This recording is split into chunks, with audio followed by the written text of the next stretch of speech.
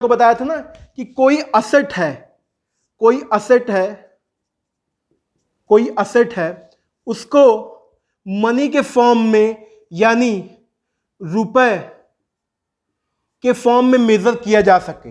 आप कहेंगे एक अमेरिका से मशीन मैंने इंपोर्ट करी, इंपोर्ट मतलब मंगाना, एक्सपोर्ट मतलब भेजना, इंपोर्ट मतलब मंगाना।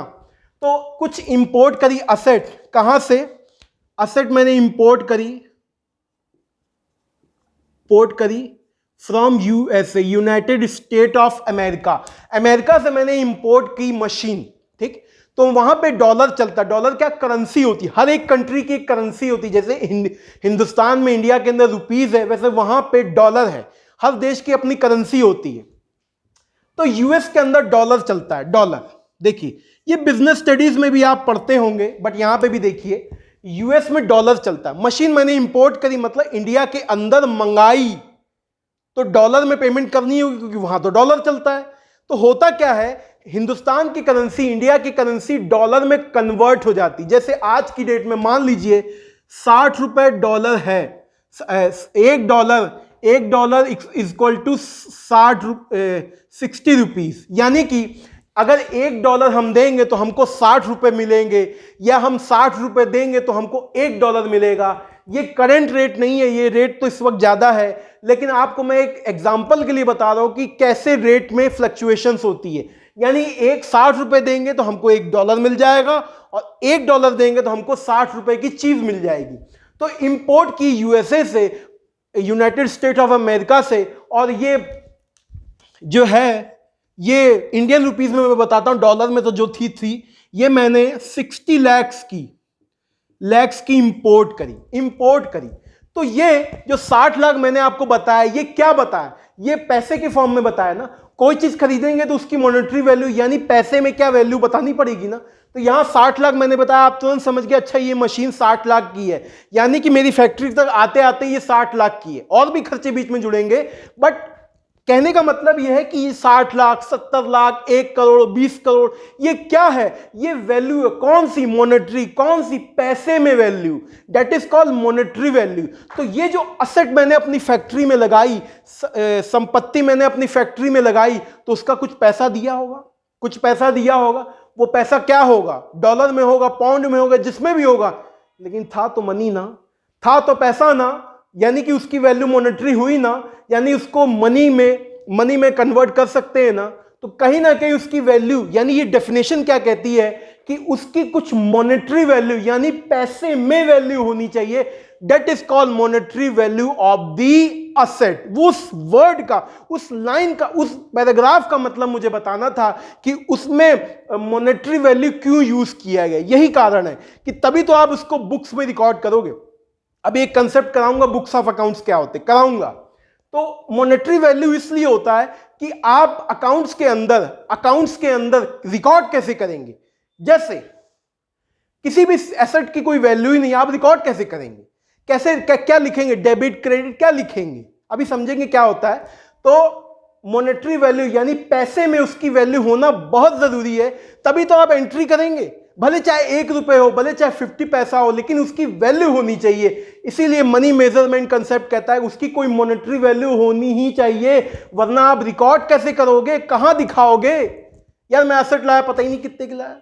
तो ये कोई लॉजिक नहीं होता। यहां हर चीज का लॉजिक समझना है कि ये वर्ड, ये कॉमा, ये लाइन, ये सेंटेंस क्या कहता है, उसके पीछे की क्या स्टोरी है, क्या कहानी है, क्या लॉजिक, हर चीज को आपने समझना है। क्योंकि इतना टाइम आप दे रहे हैं तो कुछ अच्छा गेन करके आप जाएं, ताकि आपको हर चीज का लॉजिक पता हो कि यस ये चीज ऐसे है, ये चीज ऐसे है, ये चीज ऐसे नहीं है, तो ये चीज ऐसे नहीं है। यानी ना होने का भी लॉजिक और होने का, दोनों का लॉजिक आपको पता होना चाहिए। ठीक, तो ये कंसेप्ट नंबर 3 था, विच इज असेट। संपत्ति क्या होती है, इसकी 3 बातें मैंने आपको बताई कि असेट की डेफिनेशन क्या होती है, उसका इकोनॉमिक रिसोर्सेज हो, तो सारी बातें डिस्कस करी। लेकिन इसमें अभी काइंड्स यानी टाइप्स ऑफ असेट्स करना है, क्योंकि आप ये सोच रहे होंगे कि असेट के भी अपने रूप होते हैं, असेट के भी अपने प्रकार होते हैं, असेट भी अलग अलग टाइप्स की होती हैं। तो यहां पे असेट के अलग अलग टाइप्स करेंगे। आज मैं उसका डिस्कशन नहीं कर रहा हूं, लेकिन मैं उसका इंडेक्स आपको बताऊंगा कि किन किन असेट्स को हमको करना है, यानी एग्जाम के अंदर किन किन असेट्स के बारे में हमको जानना है। आगे भी जब आप क्वेश्चंस करेंगे या आप फाइनल अकाउंट्स करेंगे या आप अकाउंट्स में जितना भी आगे बढ़ते जाएंगे, तो आपको यह पता होना चाहिए कि हाँ, असेट कितनी काइंड्स की होती, कितनी टाइप्स की होती हैं, और एक्चुअल में कुछ तो ऐसी असेट्स हैं जिनका कोई लॉजिक नहीं है, लेकिन सिलेबस में है इसलिए मुझे बताना पड़ेगा आपको। बट उसका लॉजिकली में भी बताऊंगा कि प्रेजेंट टाइम में कौन सी असेट अस्तित्व में है, यानी कि कौन सी असेट एक्चुअल असेट बोली जाती है और कौन सी नहीं। लेकिन चूंकि लिखवाना मुझे सारा है तो मैं कराऊंगा, तो मेरे साथ लिखिए काइंड्स ऑफ असेट। आइए मेरे साथ, आइए मेरे साथ लिखते चलिए काइंड्स ऑफ असेट। असेट कितनी तरह की होती है, देखिए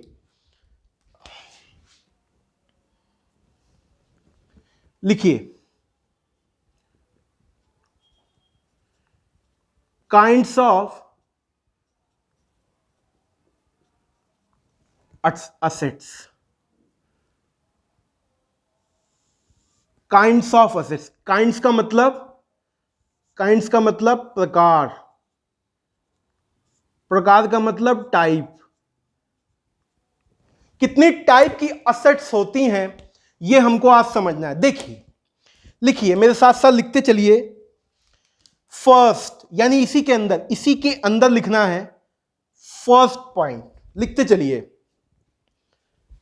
असेट में फिक्स्ड असेट्स, नाम आपने हो सकता कहीं सुना भी हो, fixed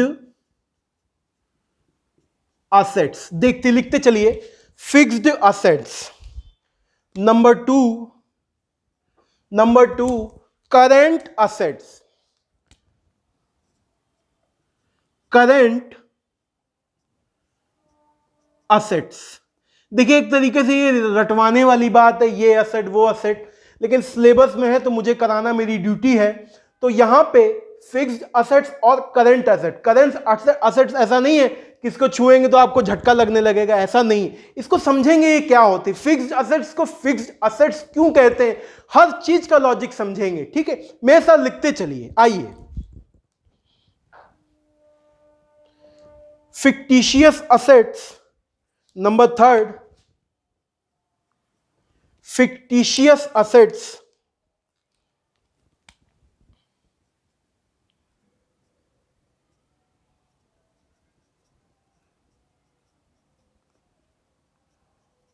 fictitious assets। Number fourth, tangible assets. अभी क्या मतलब है, क्या मीनिंग है, एक एक उठाऊंगा बताता चलूंगा, ठीक है। अभी आप सिर्फ लिखते रहिए, आइए मेरे साथ। Tangible assets,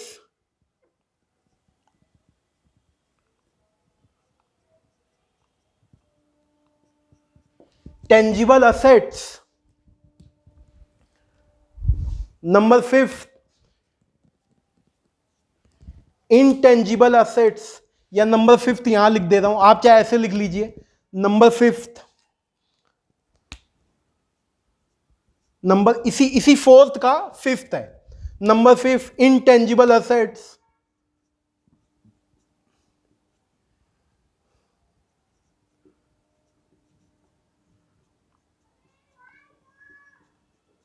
intangible assets. Number sixth, wasting assets. आप कहेंगे असेट भी है वेस्टिंग भी, वेस्ट वाली असेट करेंगे, इसको भी लिखते चलिए। Wasting assets. और last one, liquid assets.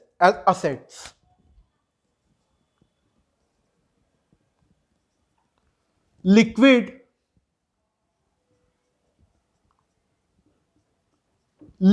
Assets.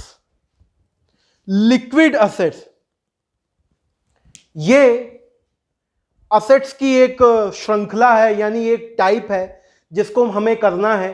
Kinds of assets के वो थर्ड पॉइंट लिखा ना आपने, उस थर्ड पॉइंट के जस्ट नीचे एक और हेडिंग लगाएंगे, आप which is kinds of assets, प्रकार of assets, types of assets. Assets कितनी तरह की होती है, यानी कैटेगराइज कर दिया कि ये टाइप के असेट्स होते हैं। मैंने कहा ये रटने वाली बात है, बट डोंट वरी, क्योंकि सिलेबस में है, और लेकिन मुझे हर एक चीज का मैं लॉजिक बनाने की पूरी कोशिश करूंगा। आप मेरे साथ लिखते चलिए, आप मेरे साथ समझते चलिए, इसको नोट करेंगे।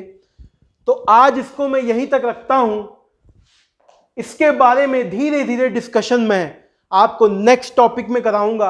अभी ये टॉपिक खत्म नहीं हुआ। जब इन सब बातों को कर लेंगे, और यानी ये 7 असेट्स हम कर लेंगे, और कुछ नोट्स भी हैं, यानी इसी कंसेप्ट में, इसी असेट के पॉइंट में कुछ नोट्स हैं, कुछ नोट्स जो जरूरी होते हैं आपको ध्यान रखने होंगे, वो करेंगे। देन उसके बाद ये टॉपिक यानी कि कंसेप्ट नंबर 3 असेट का टॉपिक खत्म हो जाएगा, वाइंड अप हो जाएगा। फिर हम अपने चौथे कंसेप्ट पे चलेंगे, जो भी होगा वो देखा जाएगा। तो इसको यहां तक रिवाइज करेंगे, वीडियो को 4-5 बार देखेंगे, जितनी मर्जी हो उतनी बार देखिए। मेरा चैनल एस सिंह एजुकेशन को सब्सक्राइब करिए। मेरा व्हाट्सएप नंबर नीचे दिया हुआ है, मेल आईडी नीचे दिया हुआ है। आप सबको फुल कोर्स परचेज करना है तो देन उस पर मिस कॉल करें, व्हाट्सएप करें, whatever you want to do, तो उस पर आप करें। देन मैं आपका जो भी एड्रेस होगा, जहां से भी आप बिलोंग करते होंगे, वहां कोरियर के जरिए मैं आपको क्लासेस पहुंचाऊंगा। जिनका गूगल ड्राइव होगा उनका गूगल ड्राइव, या जो पेन ड्राइव लेंगे उनका पेन ड्राइव, जैसा भी आपको सूटेबल लगे। और जो भी बड़ी ही नॉमिनल फीस होगी वो जब आप मुझसे बात करेंगे देन मैं उसके बारे में आपको बताऊंगा। तो एस सिंह एजुकेशन को सब्सक्राइब करिए, बिकॉज मैं नए नए ऐसे वीडियोस आपकी हेल्प के लिए, आपसे मैं जुड़ना चाहता हूं, इसलिए मैं कहता हूं मेरे चैनल को सब्सक्राइब करें और मेरे साथ जुड़ जाइए। तो अब नेक्स्ट क्लास में आपसे मैं मिलूंगा। Thank you so much, bye bye.